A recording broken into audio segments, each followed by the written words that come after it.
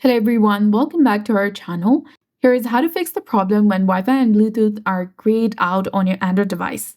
First of all, it could be a temporary glitch, so try starting your device by pressing the power button and the volume down button, and then select restart, and this might definitely help you solve the issue. If restarting does not work and your Wi-Fi and Bluetooth are still grayed out, you'll need to reset your Wi-Fi and Bluetooth settings. Open your system settings, use the search bar in the top, and search for reset option. There you'll get the option of reset Wi-Fi and Bluetooth settings under general management. Go ahead and select it.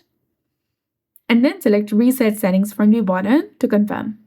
Keep in mind that this action can't be undone, and after the reset, restart your device. Hopefully this will fix the problem.